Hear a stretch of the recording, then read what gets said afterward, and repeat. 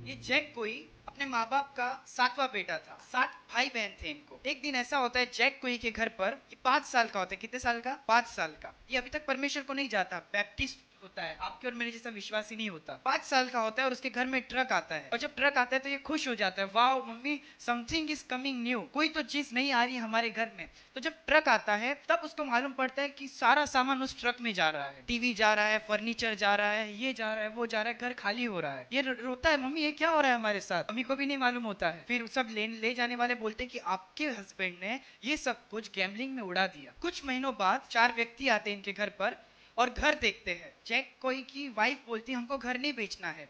सामने वाले बोलते आपको घर नहीं बेचना है तो घर हमारा ही है। आपके हस्बैंड ने गैम्बलिंग में इस घर को भी बेच दिया। जैक कोई के पिता वो दारू के नशे में और गैम्बलिंग के नशे में इनके घर को तबाह कर दिया। ना इनके बच्चे को रहना पसंद करते थे, ना इनके साथ रहना पसंद करते थे। तो इस लेडी ने डिसाइड किया मैं अपने सातों बच्चों को लेकर अकेले रहूंगी और इनको खिलाऊंगी। कुछ महीने बीतते हैं तो इसकी माँ को मालूम पड़ता है मैं सबको नहीं खिला पाऊँ। तो ये क्या करती है, अपने 2 बेटों को, 5 बेटियों को अपने पास रखती है और 2 बेटों को ऑर्फनेज में रखती है। ये सिर्फ 5 साल का है और रो रहा है कि मेरा पिता तो नहीं चाहता कि मेरे साथ रहे, अब मेरी माँ भी मुझे नहीं चाहती कि मैं उनके साथ रहूं। इनका बड़ा भाई होता है 3 साल बड़ा होता है। कुछ महीनों बाद इनकी माँ चली जाती है इनको छोड़कर, और बहुत रोती है उनकी माँ, और ये भी बहुत रोता है ऐसा क्यों हो रहा है मेरे साथ, पर ये बुरी चीजें देख रहा है अपनी कम उम्र में, पर विश्वासी नहीं है। तो जैक कोई के साथ ऐसा होता है कि इनका बड़ा भाई जो 3 साल बड़ा था ये ऑर्फेनेज से भाग जाता है, बाइक साइकिल उठाता है, और जैसे वो निकलता है एक बड़ी कार उसको ठोक देती है और वो मर जाता है। बारिश होती रहती है और ऑर्फेनेज वाले उस बेटे को उसके भाई के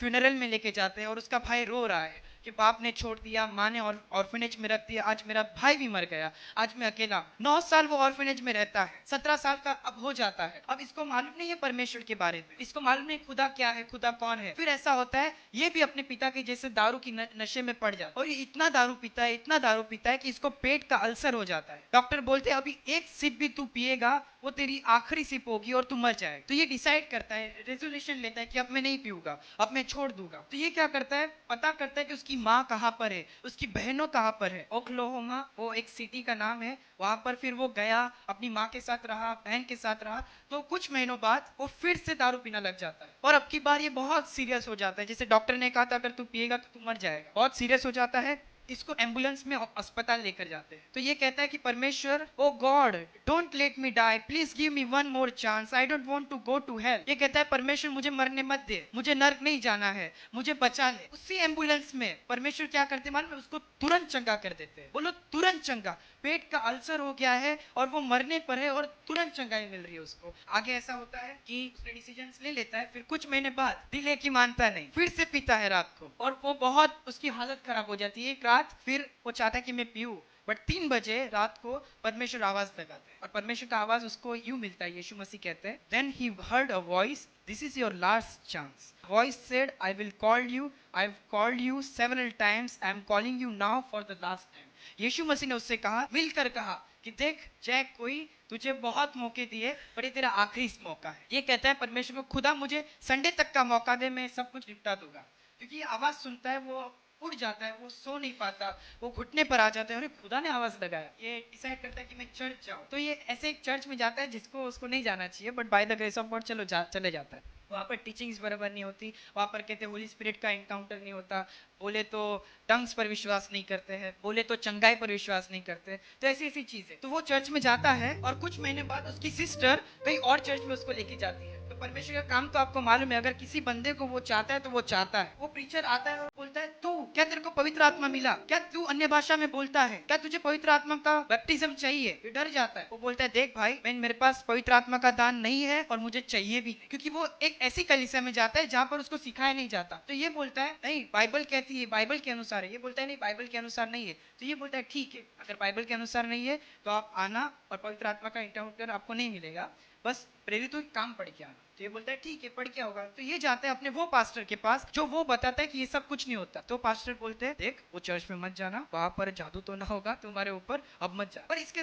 दिल में जगमग होती है, नहीं रह पाता है। पवित्र आत्मा बोलते है तू पढ़। ये जाता है तो अल्टर पे कॉलिंग आती है, अल्टर पे कॉलिंग आती है और ये जाता है, और जब बहुत करते हैं ना पवित्र आत्मा के लिए, ये भाग जाता है चर्च से, फिर वहां पे लंबी लंबी सांस लेता है, खुदा मैं कहां पर आ गया। फिर वो आता है और वो जोर जोर से बोलता है, खुदा मुझे यही चाहिए, मुझे यही मसा चाहिए, मुझे यही मसा चाहिए। ये सब होता है मिनिस्ट्री के पहले। 23 साल की उम्र में आर्मी को ज्वाइन करता और उसको एक पास मिल जाता है कि उस जगह से वो चर्च में भी जा सकते। Praise the Lord. तो उसका नजदीकी चर्च यहाँ पर लिखा है 46 किलोमीटर 46 माइल्स मतलब 45 माइल्स मतलब 72 किलोमीटर्स वो जहाँ पर था वहां से उसका चर्च था। मालूम है वो 8-8 किलोमीटर चल के जाता था और लिफ्ट मांग कर जाता था। 72 किलोमीटर यहाँ से लेके CST 62 किलोमीटर है। मतलब वो कितना चलता था रोज खुदा के लिए। वो बोलता था मुझ में आग लगी है, खुदा मुझे प्रीच करना है। रात को वो अपने आप को प्रीच करता था और सुबह वो एक एक जन को बताया करता था। इतना ही नहीं, इसके बड़े लोग बोलते थे अरे तू पागल हो गया। तो इसको किधर रखते हैं मालूम है? साइक वार्ड में रखते हैं, पागलों के वार्ड में रखता है। तो उसको याद आता है कि वो लोग ने भी प्रार्थनाएं की थी, धन्यवाद दिया था,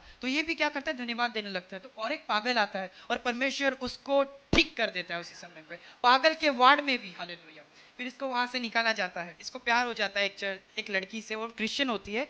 तो वो उसके साथ ज्वाइन कर लेता है, उसकी कलीसिया ज्वाइन कर लेता है। तब से इसका एक्चुअल काम शुरू होता है। इसको परमेश्वर बोलते हैं तुझे ये काम करना है। ये विश्वास के साथ ये शादी कर लेता है। फिर इसकी वाइफ घर लेती है और बहुत खुश होती है। फिर एक ही सर्विस बाद वो आती है घर पर और रोती है। हस्बैंड बोलते हैं क्यों रो रही है? वो बोलती है परमेश्वर मुझे बोल रहा है तुमने घर क्यों लिया, बेच दो घर को और मेरी सेवा करो। अगर तुमको फुल टाइम सेवा करनी है तो सब कुछ बेच कर मेरी सेवा करो। वो लोग घर बेचते हैं और एक झोपड़ा लेते हैं और एक ट्रक लेते हैं। ट्रक इसलिए क्योंकि उनको टेंट लेना होता है। टेंट में मीटिंग हुआ करती थी तंबुओं पर, तो उस बड़े से ट्रक में वो टेंट को रखते थे। तो उन्होंने अपना घर बेच दिया। अब परमेश्वर के सेवा में जो जो काम में लाने वाली चीजें थी उसको खरीद लिए। कि इसको मलेरिया हो जाता है तो अंकल उसको 230 पाउंड से उसका वजन 130 पाउंड हो जाता है। मुझे मालूम नहीं ये कितना होता है, बट हाफ से भी कम हो गया, 230 से 135 पाउंड। और his spleen and liver swelled to twice their normal size, producing pain so great that कोई would bite his tongue until his bleed.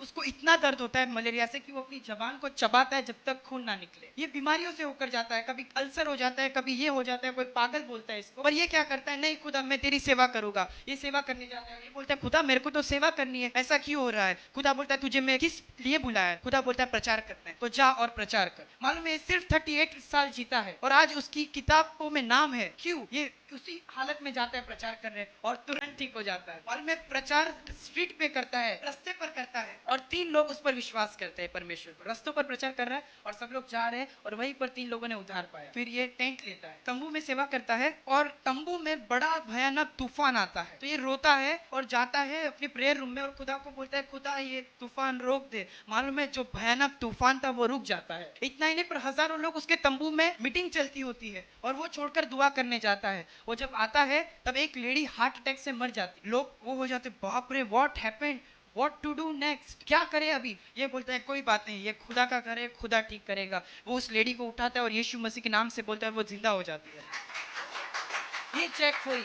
जो सेवा करना नहीं चाहता, परमेश्वर ने आखिरी चांस दिया और इसने आखिरी चांस को ग्रैब कर लिया और इससे मुर्दे जिंदा हो रहे हैं। एक बार ये बोलता है हीलिंग मीटिंग करे। हीलिंग मीटिंग तो करे, सब थोड़े थोड़े आ रहे, बुखार वाले, इसके वाले, उसके वाले। और एक अंधी लेडी आती है, अंधी लेडी को देखता है और ये मतलब प्रीचर का ध्यान होता है कि सबसे प्रॉब्लम बड़ी किधर है, ध्यान देता है और ये डर जाता है। परमेश्वर को बोलते हैं परमेश्वर अब मैं क्या करूँ, वो अंधी मेरे पास आ रही है प्रेयर में। तो आ रही आई तो ये क्या करता है मालूम है, उस अंधी लेडी को बोलता है आंटी आप वहां से आइए। मतलब फिर से उसको लाइन में लगा देते, बड़ी लाइन में। और वहां पर बड़ी लाइन होती है, 200 की लाइन। तो ये बोलता है खुदा अब मैं क्या करूँ, वो अंधी आ रही है। खुदा बोलता है तू चंगाई देने वाला है कि मैं चंगाई देने वाला? तो वो अंधी लेडी आती है और अंधी लेडी को बोलता है यीशु मसीह के नाम से देखने लग। वो थोड़ा देखती है और बोलता है मेरे को धुंधला दिख रहा है। तो इसको वो याद आता है कि धुंधला एक व्यक्ति को भी दिख रहा था। फिर से ये बोलता है कि ठीक हो जाए यीशु के नाम में। मालूम वो तुरंत ठीक हो जाता है और वहां से उसकी बड़ी सेवा शुरू होती है। वो गवाही पूरे सिटी को हिला देती है कि यार अंधे चंगाई पा रहे। फिर क्या होता है मालूम है आगे, कि बहरे लोग इसकी मीटिंग्स में